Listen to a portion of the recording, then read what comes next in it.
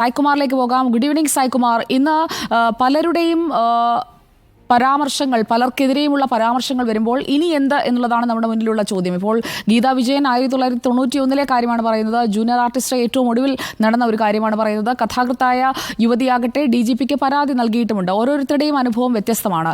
ഇവരെല്ലാവരും പ്രത്യേക അന്വേഷണ സംഘത്തിന് മുന്നിൽ ഈ കാര്യങ്ങളെല്ലാം സ്റ്റേറ്റ്മെന്റായി കൊടുക്കാൻ തയ്യാറാണെന്നാണോ പറഞ്ഞു വെക്കുന്നത് സായ്കുമാർ?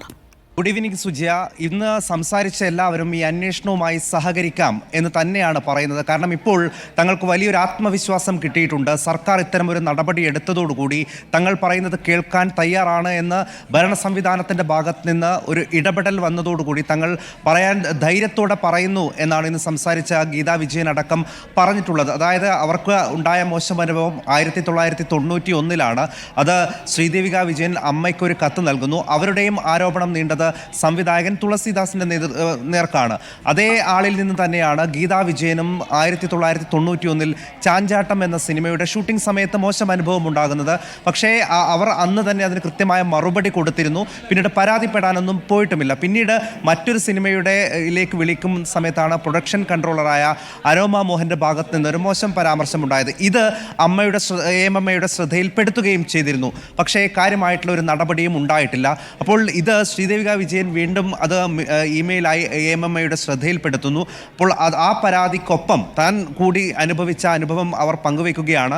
ഇനിയിപ്പോൾ പ്രത്യേക അന്വേഷണ സംഘം വിളിപ്പിച്ചാൽ ഇതേ കാര്യങ്ങൾ, നടന്ന സംഭവങ്ങളെല്ലാം കൃത്യമായി പറയാൻ താനും തയ്യാറാണ്. അവർ പരാതിയുമായി മുന്നോട്ട് പോയാൽ അതിനൊപ്പം തന്നെ അതേ ആൾക്കെതിരെ ഒരു കംപ്ലൈൻറ്റ് നൽകാൻ താൻ തയ്യാറാണ് എന്ന് ഇപ്പോൾ ഗീതാ വിജയൻ പറയുന്നു.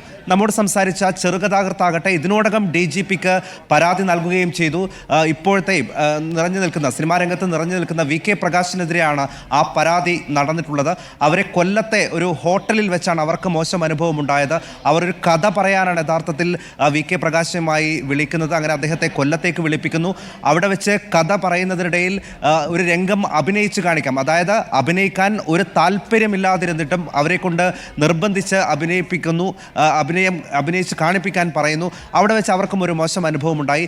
പിന്നീട് വിളിച്ച് മാപ്പ് പറഞ്ഞ് അവരുടെ ജീവനക്കാരൻ വഴി 10,000 രൂപ അയച്ചു കൊടുക്കുകയും ഒക്കെ ചെയ്യുന്നുണ്ട്. ഇതും 2 വർഷം മുമ്പുണ്ടായ സംഭവമാണ്. പക്ഷേ ഇപ്പോൾ കുറേ അധികം ആളുകൾ ഇത്തരം വെളിപ്പെടുത്തലുകളുമായി രംഗത്ത് വരുമ്പോൾ ഈ ആളുകളെല്ലാം തങ്ങൾക്ക് നേരിട്ട അനുഭവം തുറന്നു പറയുകയാണ്.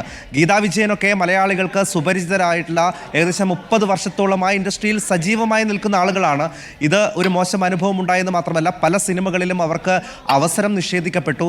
പിന്നീട് ഇവരുടെ ഭാഗത്ത് നിന്ന് ഭീഷണി ഉണ്ടായി. അപ്പോൾ ഈ ഭീഷണിപ്പെടുത്തിയതും മോശം പെരുമാറ്റം നടത്തിയ ആളുകളൊക്കെ സിനിമയിൽ സജീവമായി നിൽക്കുകയും ഇത്തരം മോശം അനുഭവം ഉണ്ടായ ആളുകൾക്ക് അവസരം നിഷേധിക്കപ്പെടുകയും ചെയ്യുന്ന ഒരു അനീതി ഇത്രകാലം തുടർന്നു വന്നു. അന്ന് അവർക്ക് കൃത്യമായത് പരാതി പറയാൻ ഒരു വേദി ഉണ്ടായിരുന്നില്ല. ഇപ്പോൾ ഇത് തുറന്നു പറയാൻ ഒരു അന്വേഷണം സംഘം വരുന്നു. ഹേമ കമ്മിറ്റി തീർച്ചയായും ആ പ്രത്യേക സംഘത്തിന് മുന്നിൽ അവരത് വ്യക്തമാക്കട്ടെ. സായ്കുമാറാണ് ഡെസ്കിൽ നിന്നുള്ള വിവരങ്ങൾ നൽകിയത്. ഇന്നത്തെ